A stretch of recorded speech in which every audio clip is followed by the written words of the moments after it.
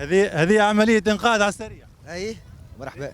الانسان يبدا يرد باله على صغيراته حاجه طيبه. هذاك الواجب، هذيك المسؤوليه نتاعنا كوالدين. رغم ان البحر باهي ومش غارق، لكن الصغيرات دي واحد ديما يعينوا عليه. هكا هو الغفله. هكا هو البحر يقول لك غدار. غدار بالطبيعه. تو الحملات التحسيسيه اللي تعملها الحمايه حاجه طيبه للمواطنين، لكن فما برشا ناس يتهاونوا ويسمعوش الكلام، شنو تقول لهم؟ بالطبيعه ربي يهديهم وان شاء الله يردوا بالهم، خاطر على صغيراتهم اهم حاجه. فهمت، واحد ما يتهورش. بالطبيعه. فماش واحد البحر مشكل غارق برشا، فما ناس تعرفش تعوم، فما كل حد وكيفاش. بالطبيعه، ثم ناس ما تعرفش تعوم، ثم ناس حتى تعرف تعوم، راه البحر ما تعطيش الامان. بالطبيعه البحر غدار كما قلت بكري.